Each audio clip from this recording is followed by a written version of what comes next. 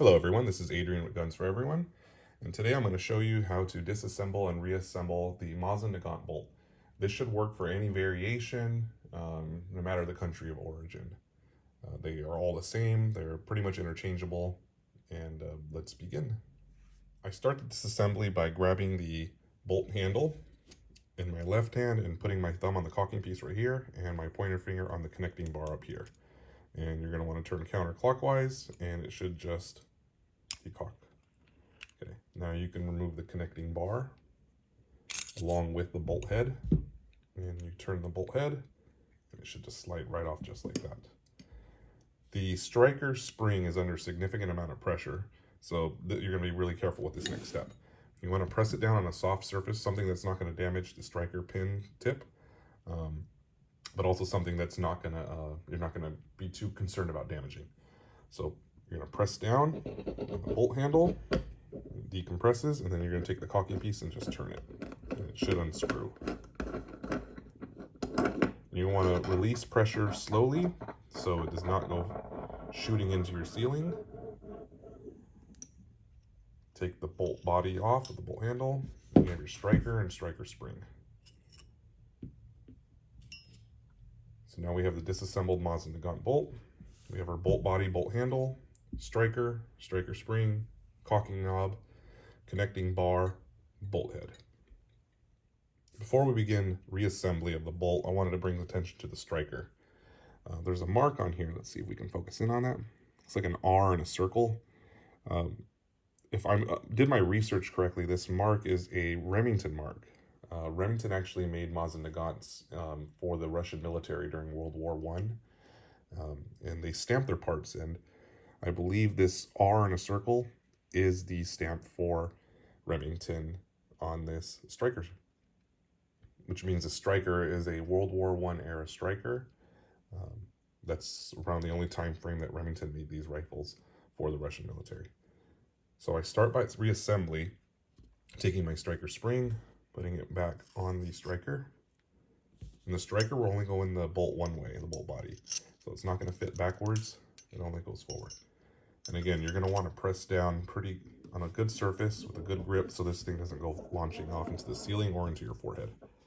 So press down, take your caulking piece, and you're going to want to make sure it's not cross-threaded and thread it on a couple of turns.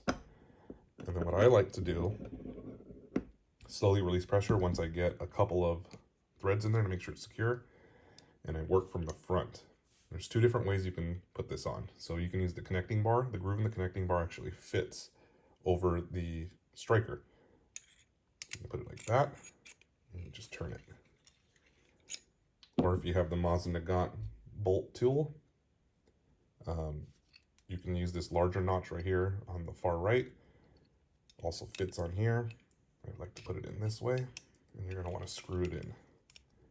Now, on the back of the caulking knob, there's a line, and on the back of the striker, there's also a line. This is just for reference, so you know how far to screw it in. So what I like to do is screw the striker in all the way until it doesn't turn anymore, right there. Line it up, and then I do 1/2 turn. And that's a good reference to make sure that the the striker pin protrusion is meets your minimum and maximum. So next I take the connecting bar and the bolt head. And there's a groove on the bolt head channel right here, and there's also a notch right here. So it slides in there, and you're gonna twist it. Make sure it stays twisted. This is the bolt won't actually, this connector and the bolt won't fit onto the rest of the assembly if it's not turned. So turn it, and there's a notch on the back of your bolt that corresponds to the connecting bar, and you're just going to want to slide it all together. Now this is where you're going to check your firing or striker pin protrusion. If you look at the tool, there's two numbers and two different grooves. You can see clearly that they're two different heights. So 75 is the minimum firing pin protrusion, and 95 is the maximum. So make sure your bolt head is actually pressed all the way down, and the striker is sticking out. And you're going to try the first notch. So it does not fit, does not go over it. It hits it, it's good. And you take the second one, and it clearly passes underneath it, which is good. So zoom in a little bit right here. So it does not fit, which is good. So it passes both gauges. Now you're going to want to recock your bolt. Otherwise, if you leave it in the uncocked position, the connecting rod and bolt head can just come right off just like that.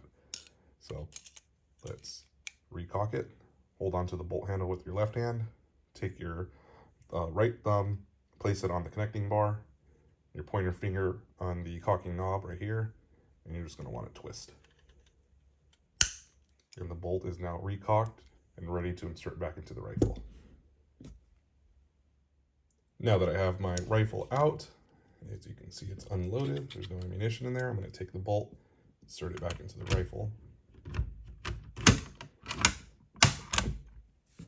The weapon is reassembled and ready to fire. Thank you for watching. If you have any questions, be sure to send me a comment and I'll try and answer them as best I can. Be sure to like, comment, and subscribe. Thank you again for watching. Have a good rest of your day.